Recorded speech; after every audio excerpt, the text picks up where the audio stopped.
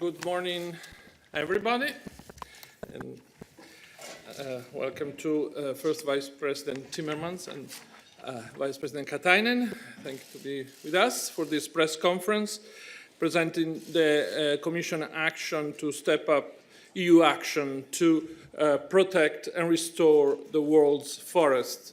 You will find online also a press release, a memo, and a fact sheet. Please, First Vice President, the floor is yours. Good afternoon, and Jyrki and I are really happy to talk to you today about an important communication which we just adopted on stepping up EU action to protect and restore the world's forests. Forests host 80% of biodiversity on land, support the livelihoods of around a quarter of the world's population, and are vital to our efforts to fight climate change.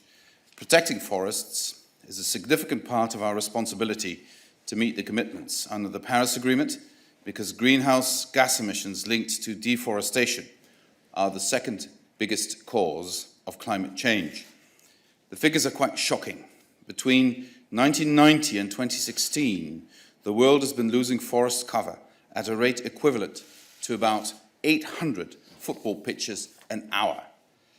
And while the EU is not home to the major primary forests of the world, our consumption habits have a significant impact on them. The EU represents around 10% of final consumption of products associated with deforestation. The EU has consistently taken action to tackle deforestation and forest degradation. We're not starting from scratch, but it's time to step up our efforts to improve people's health and livelihoods and ensure a healthy planet for our children and grandchildren. At this stage in the institutional cycle, of course, it's not appropriate for us to come out with new legislation, but we will continue until the 31st of October to do all the necessary work so that the incoming Commission can hit the ground running and so no time is wasted. Ursula von der Leyen presented her climate ambitions in the European Parliament last week, and I could well imagine that tackling deforestation would feature in the European Green Deal that she plans to present in her first 100 days in office, as well as in the next Commission's biodiversity strategy, Farm to Fork strategy on sustainable food policies, and in the Sustainable Europe Investment Plan. The objectives of today's communication are twofold. Firstly, and most importantly, we need to protect the existing forest cover, especially the primary forests, which are our most important carbon store and host the greatest biodiversity on the planet. Secondly, as a complementary measure and not as an alternative, we need to find ways and means to sustainably regenerate and increase forest cover. The EU cannot do this alone. We need to be part of a global alliance. That is why our communication proposes a partnership approach. We need all players on board, producer and consumer countries and international organizations, as well as businesses, civil societies, the scientific community, and all of us as individual consumers and citizens. We are setting out today a number of tools that can be put into practice immediately, and we're launching preparatory work for possible regulatory measures which can be easily picked up and built upon by the incoming Commission. Our communication is built around 5 priorities. Jyrki will elaborate in a minute on the proposed work with partner countries and international cooperation, which you could call the supply side. On the more domestic side, or the demand side, we need to focus on reducing the EU's consumption footprint. We must make sure that the products we consume come from deforestation-free supply chains. We will quickly launch a new multi-stakeholder platform on deforestation and forest degradation to help deliver on this goal. We will also look into standards and certification schemes that promote deforestation-free products and develop relevant guidance. And we will start assessing new regulatory measures to prevent EU consumption linked to deforestation and forest degradation. Another pillar of our proposal is financial. We have to redirect public and private finance to more sustainable land use and to protection and regeneration of forests. Lastly, we need to keep up research and innovation to provide more and better quality information on forest products and supply chains. This includes establishing an EU observatory on deforestation and forest degradation to monitor changes in the world's forest cover. The resource will give public bodies, consumers and businesses better access to relevant information so that it can make better informed decisions. The Commission will also explore the possibility of strengthening the use of Copernicus satellite system for forest monitoring. As you can see, there's a lot of work to come in the next 5 years, and I've only told you half of it. So let me hand over now to Jyrki to tell you what else we have set out in our communication to do. Jyrki. Thank you very much, Frans. Good afternoon, ladies and gentlemen. Frans already provided a big overview on why we are here today announcing this particular communication. The issue of disappearance of global forest cover is a very complex issue, as forests are linked to a great variety of issues such as people's livelihood, biodiversity, carbon sequestration, water quality, and so on. Lately, deforestation has not been an issue in Europe, where we have, by activity and awareness, actually reversed the trend and been able to increase our forest cover. But globally, deforestation remains a serious issue, especially in the tropics. Although this is not an issue in Europe, we are not detached from the problem. As Frans mentioned, we are linked to it for example, via our consumption and trade. It is good to remember that this is not the first time the Commission has taken action on deforestation. For example, we have worked via our so-called FLECT program, development policy, trade agenda, and our previous deforestation strategy from 2008. Although much has been done, it's evident that the problem is still far from being solved. That is why we are here today to step up our action on two main fronts: to halt deforestation and increase the world's forest cover. Protecting the world's forest and increasing the forest cover are complementing actions. By preserving natural forests and planting new ones, we are saving biodiversity and decreasing the pressure on our resources. Sounds simple, but unfortunately there is no quick and simple fix to this highly cross-cutting issue. Otherwise, it would have already been solved. Due to the complexity, we are here in the Commission have worked together with several colleagues in order to guarantee a much-needed horizontal approach from trade to development cooperation and also data. But it is not enough that we are here in the Commission to take action. In Finland, one of our many forest-related phrases says, roughly translated, that the forest will echo what you shout to it. So, as we are reinforcing our action, I would like to highlight the importance of good cooperation with the respective third countries. Several of the deforestation-related issues have links to complex socio-economic issues like poverty, population growth, and gaps in governance. Only with credible long-term action we can create a sustainable change to halt deforestation and increase the global forest cover. This is why in our communication we are underlining the partnership approach and taking broad action to bring our partnership countries on board. For example, we have to pay attention that our development cooperation does not cause deforestation, and we will share our best practices with the countries when relevant. This includes helping partner countries to develop national frameworks on forests, as well as creating incentive mechanisms for smallholder farmers who are crucial for sustainable land management. And also, we will see that our trade policy supports our messages. This means, among other things, that we will continue ensuring that trade agreements negotiated by the EU contribute to the responsible and sustainable management of the global supply chains.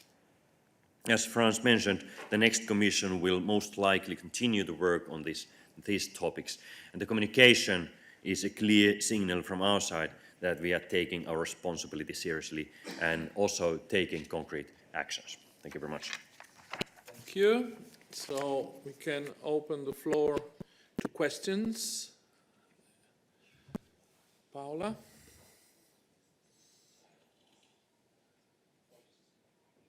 Thanks, Enrico. My question is for Vice President Timmermans. I would like to ask, in what way does this communication advance the Commission's position from the study done and published in February last year on ways to address deforestation, because in that one you already outlined options. And in the communication, from what I can read now, it seems that you're also outlining options. Secondly, I wanted to ask, when you talk about incentives to trade partners to address deforestation, what concrete measures are you talking about? And finally, on Mercosur specifically, under which precise conditions will the Commission propose measures that could allow member states to block Mercosur imports if they have evidence showing that these were linked with deforestation? Thank you. The second and the third question will be answered by Vice President Katainen. On the first question, what we're doing now is setting the scene for what could be done by the next Commission in terms of concrete legislative proposals. So we're framing the debate in the direction in which we believe it should go. What we're also proposing is some concrete measures, such as to create high-level platforms so that information can be exchanged and everybody involved in the issue can be part of that. We had very good experience in the area of sustainability with such a platform, and it really helped us advance on the issue of sustainability, and I'm sure it will also help us advance on this issue. And thirdly, I also want to mention the observatory, which is going to be a place where information can be gathered and sought out by countries when they have a problem with deforestation. And this information can help, this observatory can give them the information to take better informed decisions. I think this is a very useful tool, especially if you can also use the results of remote sensing, of satellite observation and all of that, and feed that into that observatory. That you get really concentration of knowledge that would help member states and others to take informed decisions. Because before I give the floor to Jyrki, one of the crucial elements here is that it's a global issue. Being patronizing to the rest of the world is certainly not going to work anymore. So we need to make sure we offer cooperation. And this is what we're trying to do, and that's actually at the core of our communication. Jyrki. Yeah, thank you very much. On creating incentives for trade partners, it means all the countries who are trading with us, also including those with whom we have already made a trade agreement. So I just give you a couple of concrete examples. As the communication indicates, we are willing to assess the possibility to create standards and certification schemes that promote deforestation products. So this would be a big thing. If we manage to create standards and certification schemes, it would immediately have a great impact to the trade, and those who want to sell products to our market should follow our standards. Also, we want to assess additional regulatory and non-regulatory measures to minimize the EU consumption linked to deforestation. Also, awareness raising, especially when it comes to the value chains, is very important. Third question, or third element I want to mention is our work on sustainable finance. As you probably know, we have issued, or we have proposed a new sustainable finance proposal, which is on the table of the Council currently and the European Parliament, and this again would have a significant impact to sustainability, because immediately once financial market starts following new sustainability criteria, it will have a big impact to the investments and the overall business financing. Also, we want to explore better company reporting on impacts of activities on deforestation and forest degradation. So those all 4 points I raised are just examples what kind of incentives we can do. So you have to understand incentive in a sense that we want to change the way the market operates. And precondition for this is to get better data. We have to know what is the reality, and it's the basis for creating new tools. Then on Mercosur, I'm very well aware that there are many people saying that we should not have a Mercosur trade agreement with the EU because of deforestation impact. So we all know that there's been serious issues in Mercosur countries, especially in Brazil, when it comes to rainforest degradation. So this is an issue in which we don't want to make any compromises whatsoever. As Frans already said, the deforestation is a significant problem, and there are from 1990 till 2016, 800 football fields have been, or equivalent to 800 football fields per hour have been lost in terms of forest coverage, and this is an issue which we don't want to jeopardize anymore. But when you look at the Mercosur trade agreement, we have very strong, robust, sustainable development chapter baked in it.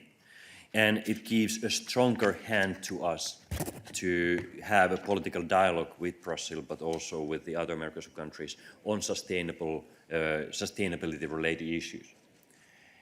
It has been mentioned explicitly that increasing trade cannot lead increasing deforestation. And if this was the case, then if Mercosur trade agreement has been accepted, we would have a better say, stronger say on these issues. So all this deforestation has happened without trade agreement.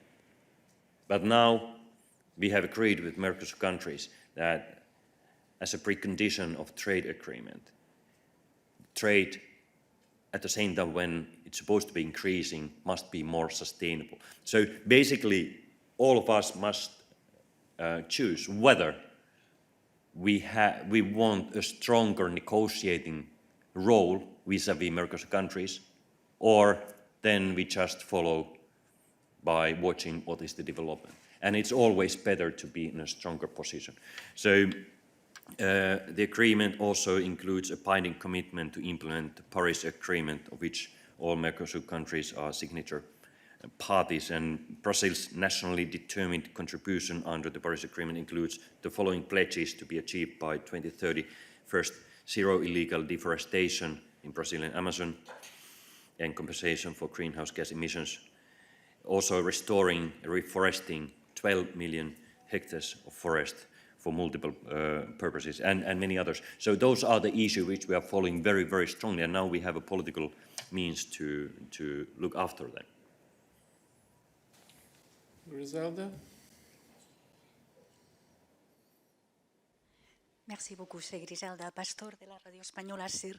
Je voulais avant tout dire que je suis contente de voir M. Timmermans ici aujourd'hui parce qu'il nous a beaucoup manqué après les 2 derniers conseils européens. Et bon, c'est une petite introduction à ma question. Est-ce que j'ai bien compris que Mme von der Leyen peut soutenir ces plans? Est-ce que vous en avez eu l'occasion d'en parler avec elle? Est-ce que c'est un peu ces dossiers sur lequel vous aimeriez travailler dans la prochaine législature, M. Timmermans? D'abord, c'est une décision du nouveau président, de la nouvelle présidente de la Commission européenne qui fera quoi au sein de sa commission. Elle n'a pas encore décidé, donc j'attends sa décision. Donc, je ne pourrai pas vous dire ce que je ferai dans la prochaine commission. Deuxièmement, à notre avis, tout ce que nous avons présenté aujourd'hui est complètement en accord avec ce que Ursula von der Leyen a déclaré au Parlement européen, ce qu'elle a dit sur ses premiers 100 jours, ce qu'elle a dit sur le Green Deal, pour utiliser une expression française. Donc je vois un accord complet, un accord qui va dans la même direction, et je me réjouis de pouvoir présenter une communication aujourd'hui qui pourrait déjà préparer le travail pour ces 100 jours, parce que si on veut faire tout ça dans 100 jours, il faut être bien préparé. Yes. Oliver Whitfield-Mircic from Future Story News. Mr. Timmermans, you have called Boris Johnson, he said that you thought he wasn't being genuine, you thought that he's playing games. In 25 minutes, there's a real prospect that he's going to become the next UK British Prime Minister. Do you still stand by those comments? Will you welcome him here with open arms, or do you still think he's playing games? Well, I would just suggest you look at what he's been writing over the years. He took a long time deciding whether he was for or against Brexit, and now his position is clear. I think the position of the EU is also clear. The United Kingdom reached an agreement with the European Union, and the European Union will stick to that agreement. And we will hear what the new Prime Minister has to say when he comes to Brussels. But I think I'm not telling any secrets when I'm saying that Boris Johnson took his time to decide whether he was on one side or the other side of the argument. He did that publicly and in letters he's written. Okay. Łukasz Chiński from Polish Press Agency. The question is for the Vice President Timmermans. Are you disappointed a little bit that your candidacy was blocked by some countries during the European Summit, your candidacy for the President of the European Commission? Thank you. Well, I can't say I'm overjoyed. Of course it's disappointing if you're not elected as President of the European Commission. But countries make up their minds, what they think is in their interest. And that's the position they take. And then other countries have to decide whether they will follow that reasoning or not. And especially a number of EPP-led countries decided to follow the reasoning that was put on the table by the Prime Ministers of Poland and Hungary. That's their decision. So it goes in politics, as you know. Gentleman over there. Monsieur Timmermans, merci beaucoup pour votre intervention. Vous aviez mentionné tout à l'heure que vous luttez contre la déforestation pour d'abord l'intérêt des Européens et pour le bien-être des consommateurs, etc. Je voudrais savoir, premièrement, quels sont les outils et quel est votre poids pour pouvoir influencer ce genre de décision, puisqu'on sait très bien que la plupart des sociétés qui sont impliquées dans ce problème de déforestation, je prends le cas de l'Amazonie et je prends aussi le cas de l'Afrique, sont souvent des multinationales européennes qui sont extrêmement puissantes, dont les lobbies actionnent ici, effectivement, dans la Commission, pour influencer les décisions qui peuvent être prises ici. Donc, je voulais savoir vraiment quel est votre poids et quelle est la force de vos décisions qui pourront influencer et pouvoir stabiliser ce déséquilibre. Ce que nous offrons, c'est une coopération avec tous les pays intéressés. Parce que je crois que ce n'est pas uniquement dans l'intérêt des consommateurs européens, des citoyens européens, c'est dans l'intérêt de la communauté mondiale d'adresser ce problème. 80% de la déforestation est causée par l'augmentation de l'aréal agricole. Et donc, c'est évident, on a besoin de nourrir le monde.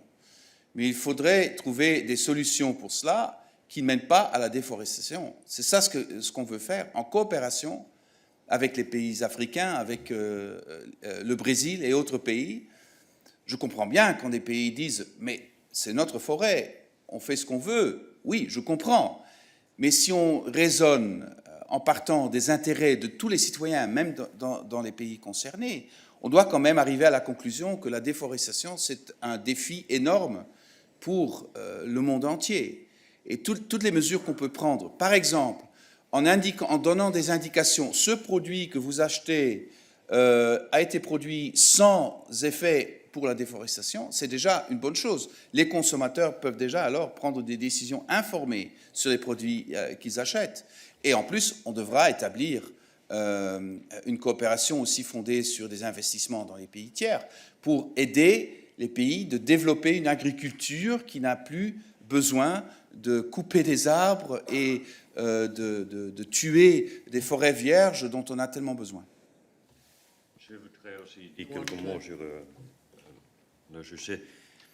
As we cannot extend our legislative power to all countries beyond the European borders, we still can use our power regulating the market. So I give you an example of the existing situation. We have, for instance, limited the use of pesticides, which according our scientific evidence is harmful for human health. And this has changed the market. There is no market in Europe for the products which has been produced, or food products which have been produced by using banned pesticides, for instance. So we changed the logic of the market. So we can use the same logic also in other areas. And that's why I mentioned earlier that we are assessing standards and certification schemes that promote deforestation-free products. Also, we are assessing additional regulatory and non-regulatory measures to minimize EU consumption linked to deforestation. So basically, this is a powerful tool because it will change the logic of the market, and there is no market in Europe for sustainable products in the future once we get all this stuff done. Thank you.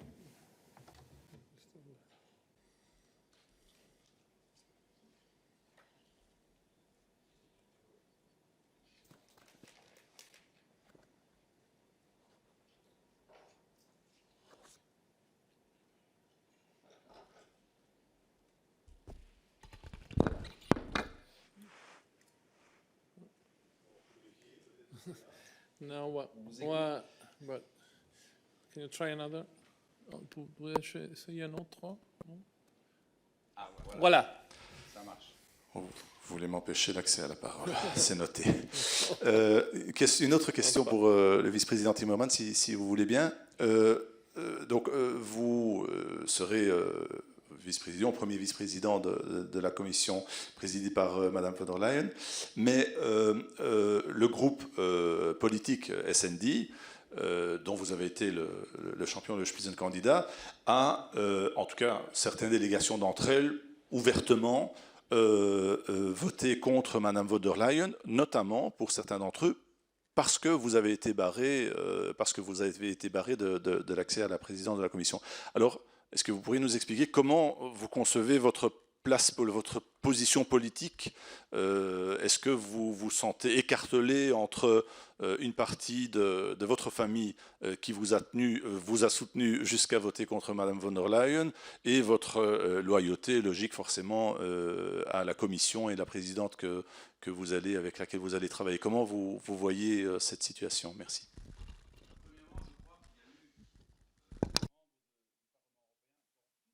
Politiques qui n'ont pas voté pour Mme von der Leyen et ceux qui ont voté pour elle. Je crois même dans sa propre famille politique que, si je suis bien informé, c'est le droit de chaque parlementaire de prendre une décision sur cela. Deuxièmement, j'ai bien vu ce qu'a dit Mme von der Leyen sur les politiques qu'elle veut mener en tant que présidente de la Commission européenne. Et beaucoup de ces politiques, telles qu'elle les a expliquées au Parlement européen, reviennent directement du programme du Parti socialiste européen. Donc, du point de vue du programme qu'elle a discuté avec le Parlement européen et sur la base duquel elle a été élue par le Parlement européen, je crois, sont des éléments très positifs pour ma famille politique. Donc, je serais content de pouvoir mener cette politique en tant que membre de la commission von der Leyen. Ça dépend un petit peu encore, elle doit prendre des décisions sur les portefeuilles. Je verrai bien quel sera le mien, mais je crois qu'en général, ce qu'elle a expliqué au Parlement la semaine dernière, du point de vue des contenus et des politiques, ce sont des choses qui quand même vont dans la direction de ce qu'on a écrit dans notre plateforme en tant que socialiste pour la campagne électorale. Et j'ai même remarqué certaines délégations au sein de ma famille politique ont dit on vote contre Madame von der Leyen parce que, pour des raisons de principe, parce qu'on a soutenu le système du Spitzenkandidat, mais en même temps on salue ce qu'elle a dit sur le programme qu'elle veut appliquer quand elle est présidente de la Commission européenne. Donc c'est cette attitude positive de la famille socialiste qui, j'espère, va rendre possible un travail fructueux et positif dans les années qui viennent. Okay. Well, yes, please. Then we have to wrap it up a bit. So. take the last 3 questions I saw. Hello, is this working? Yes, it is. Question for Vice President Timmermans, Jonathan Rugman from Channel 4. Boris Johnson recently put the chances of a no-deal Brexit at 1,000,000 to 1. What do you think the chances are? Gambling man. And we'll have to wait for what the new Prime Minister, assuming it's Boris Johnson, will have to say about that. As far as the Commission is concerned, I think we negotiated in good faith. I think what came out of the negotiation is the best possible solution in a very complicated situation.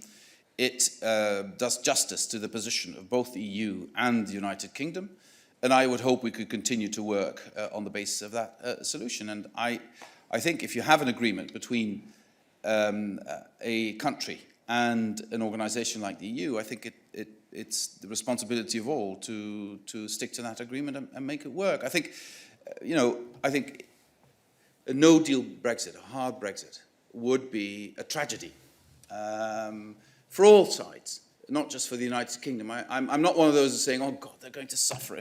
We're all going to suffer if that happens. And I think, if I look back at the last years, I don't think there were many people in the United Kingdom when they voted for Brexit that intentionally voted for a no-deal Brexit. I don't think that happened. I think there is a strong willingness in British society to come out of this in a reasonable way. And I think the best way to come out of this is on the basis of the agreement that was reached with the European Union. Yes. 1, 2, 3. Hi, thanks a lot. Alex Pigman from Agence France-Presse. Just as a follow-up to that, Boris Johnson's a very colorful character. He's someone who sometimes runs fast with the truth. That's a very different chief negotiator, if you will, than Theresa May. Are you worried about this sort of bombastic figure who's now going to be in front of you? Does the European Union require a new strategy to face this new, I dare say, opponent? Well, the world's politics is rife of colourful people these days, so if you can't deal with them, there's not much you could do. My advice would be just to stick to your position and have a reasonable attitude and stick clearly to the position that this is the best deal possible.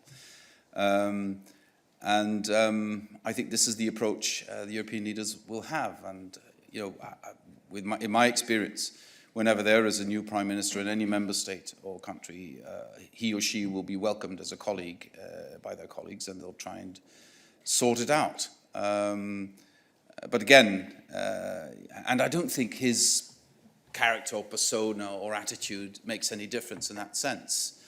And I honestly believe, and I can't say this enough, that we reached a deal that is, in my view, the best possible deal, and I hope this is something that is understood in Westminster, and this is the way we should move forward. Okay, and then we close with David. Thanks. David Herzenon with Politico. Vice President Timmermans, just to come back to Jurik's question to follow up, sorry to jump around a bit. I mean, I'm sure it must be very flattering to see a lot of your campaign platform adopted almost verbatim by the president-elect. At the same time, obviously, that can create some tension to have a potential vice president who is as eminently qualified, your name obviously being debated by the European Council before hers, for the presidency, somebody who has much more experience here in the Berlaymont, in the Commission. Do you worry that that can create some tension? Should Mrs. von der Leyen feel a little bit threatened by, is that maybe why you don't know what your portfolio will be yet, that there's some uncomfortability potentially there, despite the agreement on the views? It seems almost natural from a human perspective that it's hard to have someone next to you who was essentially first in line for that job. You know, if I look back at my own career and just ask Jean-Claude Juncker or ask Mark Rutte or Jan-Peter Balkenende or other people I've worked with, I'm an independent thinker. I've always been that. I'm very much my own person. But in politics, I'm also very loyal. I'm loyal to the system because I believe in the system. It needs to be reformed, but I'm still loyal to the system. And I'm loyal to prime ministers and presidents if I work with them. And that's been my attitude throughout my political career, and that's not going to change. And I hope I can put what I know, my experience, at the service of European citizens. You know, we're not at the service of individuals, we're at the service of the citizens, and that's been what's been driving me for the last 30 years, and that's not going to change. Okay, last question to David. Thank you, David Price, Your Democracy. It's a follow-up on your last reply about independence and loyalty to party. The institution's going through a major crisis, of which Brexit is a symptom. And part of that is the dissonance between what's happening in the Commission, which is, it's become very party political. And the treaties themselves say that the Commission should be composed of people whose independence is beyond doubt. And if you are loyal to a party, then you're following a party ideology, which means your independence is not beyond doubt as far as the general public is concerned. And I'm wondering whether before the oath of office, which will affirm your independence as a commissioner, you will resign from the Socialist Party to reassert your independence. I have to say, in all honesty, David, during the last 5 years, repeatedly, when you've asked me a question, I had to think a bit before answering. Again today, perhaps I wasn't clear enough in my previous answer. I'm loyal to an idea of Europe. I'm loyal to the persons I have to work with. And I'm a member of a political party, and I will remain a member of the political party just as much as any member of the Commission is a member of a political party and part of a political system. I don't really see the problem of that. I think had the Juncker Commission not been a political commission, we would never have been able to achieve the results we've achieved. Had we not been a political commission, we would never have had the support of the majority of the European Parliament in some of the most far-reaching decisions any commission has ever taken in the last 5 years. So you can't take politics out of the Commission. You can't take politics out of politics. We are a political organisation. This was intended to be like that. Initially, the Commission, of course, was an institution created in a completely different world, in a world where politics was still completely in the hands of paternalism, when politicians would go out and say, well, I know you don't understand kind citizens, but trust me, I'll do what's right for you. That world's gone. We need to be accountable on a daily basis for everything we do, and that's highly political. And every single member of the European Commission, the present and the next Commission, will have her or his links with a political movement or party. That's the world we live in. And I think that's only right. That's the only way you can move forward in a very political world. And, you know, I would use one argument against your pessimism, the pessimism you expressed at the beginning. We've seen in the European elections an increase in participation of European citizens across the board. So this political Europe is attracting step by step more attention by European citizens. We've also seen, and I can testify to that in my own campaign, an increasing understanding with European citizens that they need the European Union to solve some of the problems that can no longer be solved only on a national basis. So I'm more optimistic than you are, David, and I believe we can really move forward in this area in the next 5 years. And of course, being a political, you know, when you saw the way the European Council operated, it's highly political. It was no longer just about nationalities. It was also about political families. It was also about the political balances you need as a reflection of what the political realities in the member states are. So I'm not at all pessimistic about that. I think this is the right way forward. And of course, it's not going to be an easy going. Of course, it's going to be difficult. But the world is a difficult place. We have huge challenges, life-threatening challenges. So let's face them. As a vice president of EPP party, I could say a couple of words on this issue too. So, especially the European parties are not monoliths. They are usually divided from within, and everybody knows this. So it's not a straitjacket that you should or one should be loyal to party in a sense. Someone may remember was the case in the Soviet era. So it's much more different thing today. And as Franz said, it would be sad to pretend not to be part of the political life, because we all have a political background, and we still believe that party politics is part of the living democracy, part of our civil society functioning. In that sense, I was relieved when Jean-Claude Juncker announced that this commission is going to be political. So basically, my interpretation of being political commission follows two principles. First, there's no point to pretend that commission is like a body which lives in value vacuums. We are regulators. We do European-wide regulations, and regulations always are based on our beliefs and values. So we choose over the other options that I want to go to this direction, for instance, on circular economy or deforestation, because my value says this is the right direction. And when we do things like that, we choose out another options. So Commission is always political. But then when it comes to the implementation or being guardian of the treaty, there the Commission cannot be political, because we have a duty based on treaties that we are the guardian of the treaty. We must treat everybody the same way. So we need to create justice, or make sure that justice happens in Europe.